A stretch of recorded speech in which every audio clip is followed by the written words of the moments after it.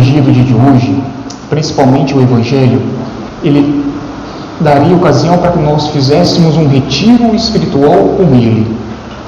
Mas esse não é o objetivo. Nós estamos numa missa. Então, é necessário nós olharmos para esse Evangelho e extrairmos daqui uma grande verdade. Se tu conhecesses o dom de Deus, e isso dá margem para que nós compreendamos a liturgia em dois aspectos. Um aspecto primeiramente teológico, mas com um aspecto também histórico. E nós vamos usufruir, nós vamos fazer menção desses dois momentos. Então, percebam, Jesus, ele está no sul de Israel, ele está na Judéia, e ele vai dirigir para a Galileia, que é o norte de Israel. E entre a Judéia e a Galileia, nós encontramos a Samaria. Samaria hoje não existe mais. Porém, a Samaria, muito menos a cidade de Sicar, mas Samaria é a atual região da Palestina. E aquela mulher então está na cidade de Sicar. Ela vai procurar água. Jesus, ele sai então da Judéia, vai para a Galileia, necessariamente ele para na Samaria, ele vai beber água. A mulher vai procurar água. Jesus, ele vai beber a água. E ali naquele momento eles começam a criar um diálogo. Talvez aqui a primeira lição para nós: criar um diálogo. A pergunta para nós seria: como que você, eu, estamos dialogando com o Senhor? Percebam que nem aquele homem, Jesus, nem aquela mulher samaritana, eles usufruem da água. A água, H2O. Não. Eles preocupam com o único bem necessário, a verdade. Eles querem discutir, no bom sentido, eles querem agir, eles querem, assim, perscrutar, analisar o que é a verdade. Essa é a sede que aquela mulher tem, essa é a água que Jesus procura. Como que eu estou me comportando, ou como eu estou me aprofundando nessa verdade? Pois bem, então percebam que ali existe um diálogo,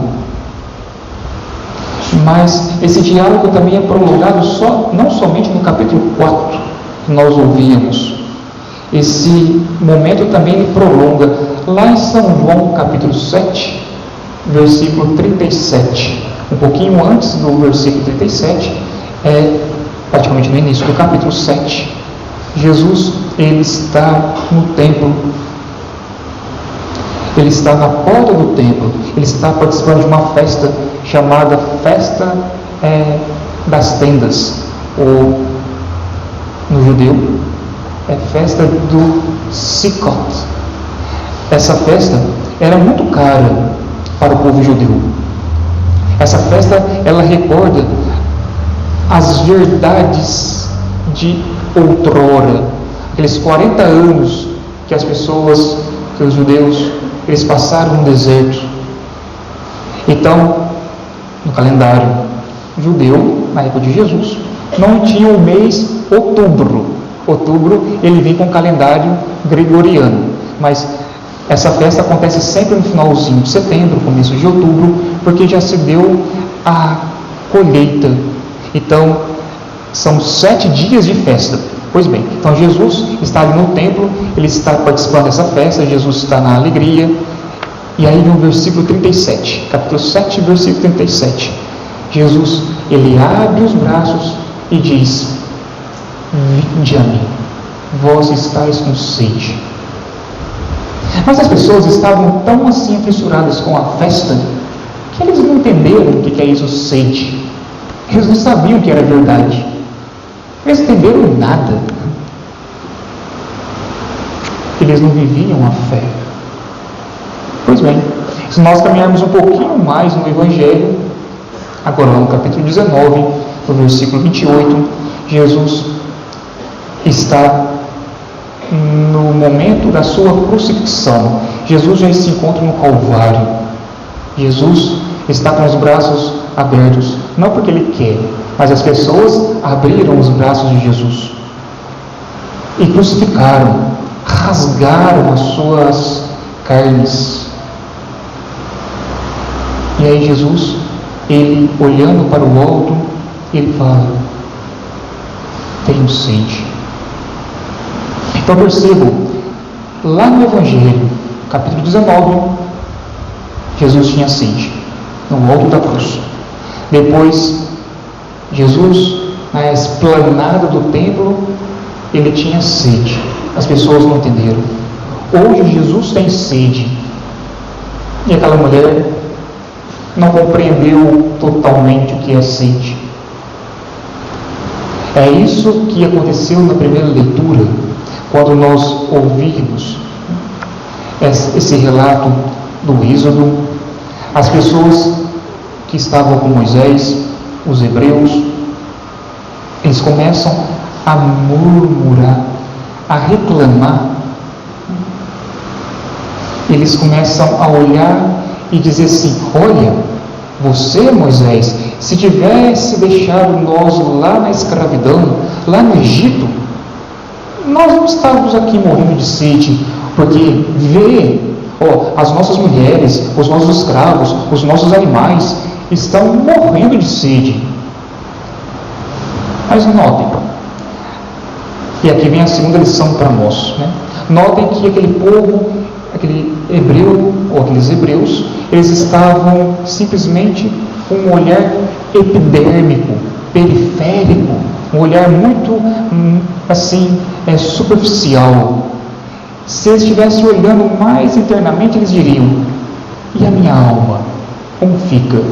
Eles estavam preocupados com as coisas exteriores, eles não estavam preocupados com a alma.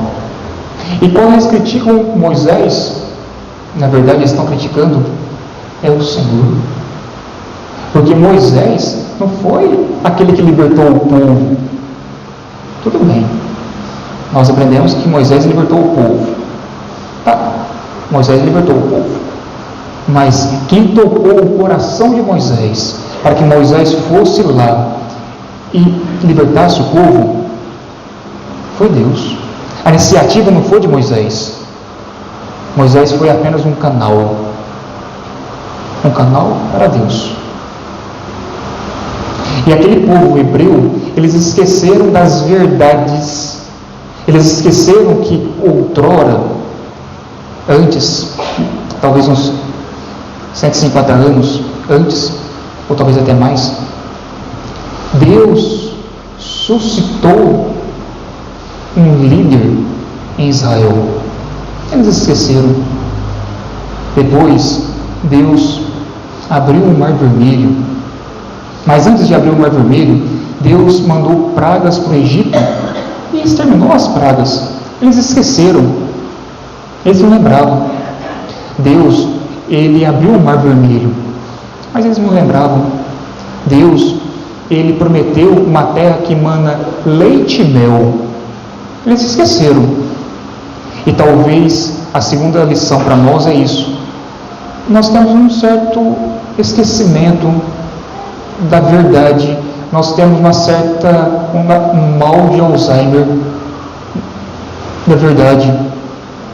Ou seja, nós falamos: Senhor, minha vida, a minha história, a minha realidade.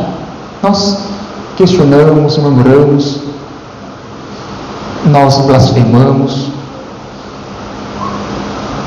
Mas se nós soubéssemos o dom de Deus, no mínimo, porque nós somos humanos, nós não iríamos questionar, nós iríamos levantar uma objeção, ou objeções, hipóteses, mas questionar não, porque Deus é muito bom para conosco. Ele não nos trata como exige as nossas faltas. Ele é fiel. E aqui vem o salmo que nós cantávamos.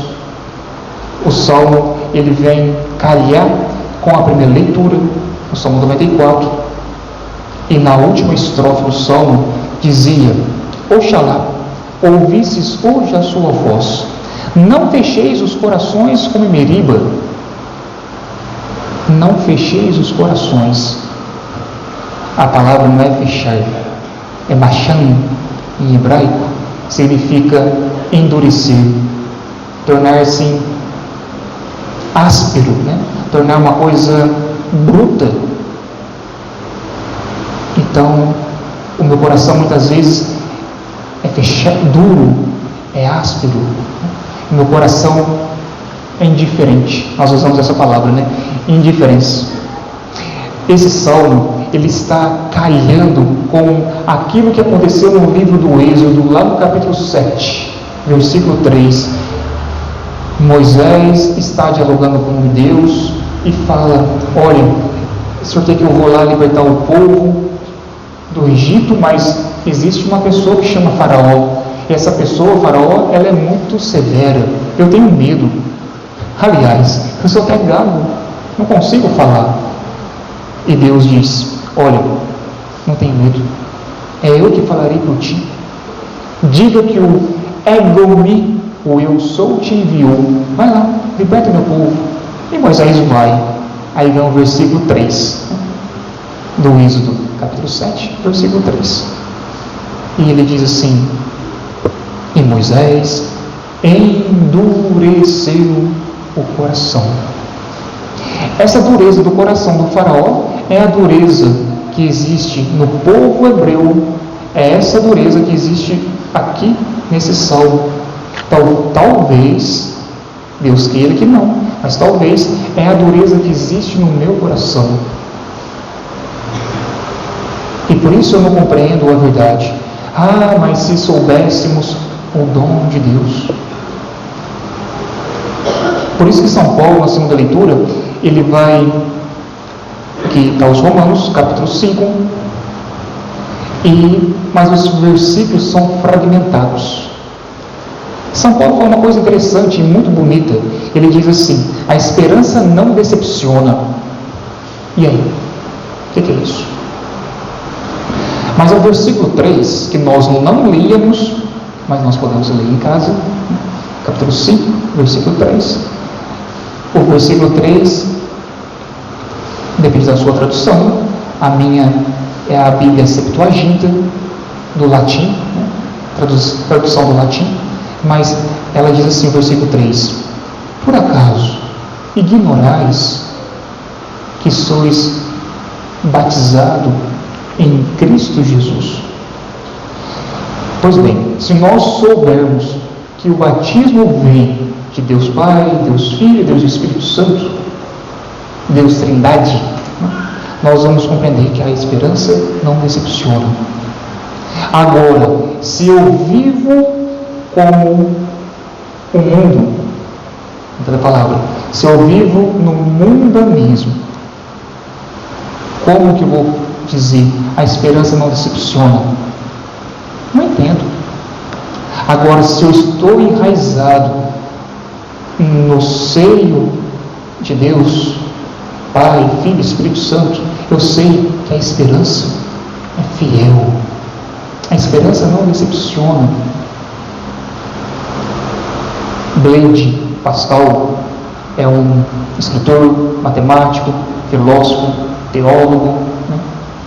Ele nasceu na França no século XVII e Blaise Pascal tem um livro muito bonito chamado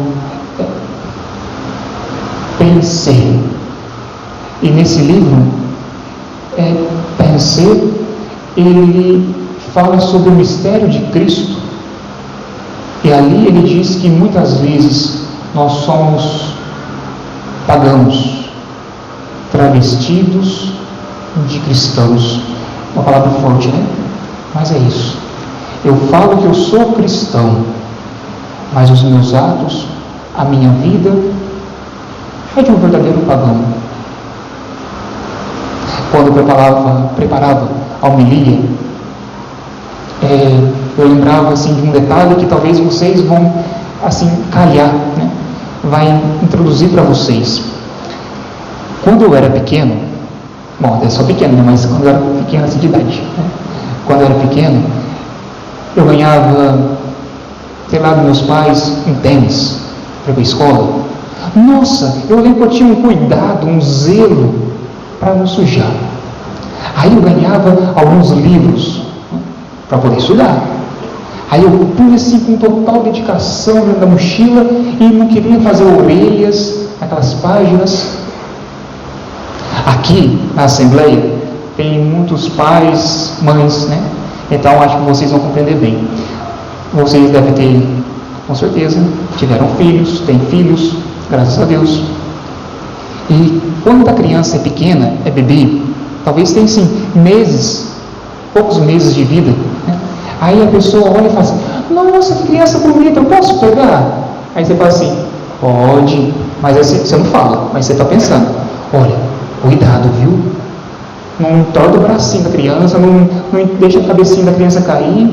Você tem um zelo, você tem zelo com aquilo que te é caro, te é importante. Você tem zelo com a sua alma. Você cuida com carinho e esmero, com sacralidade de nosso Senhor, para Ele permanecer na sua história, na sua vida. Ou para você tanto faz. Mas se você conhece o dom de Deus, aí sim, você trata com amor. Percebam que aquela samaritana escutou Jesus, dialogou com Jesus. José, ele dialogava com Jesus, escutava Jesus. Nossa Senhora, não poucas vezes, falou, escutou e amou seu Jesus. Então, meus queridos, não sejamos pagãos.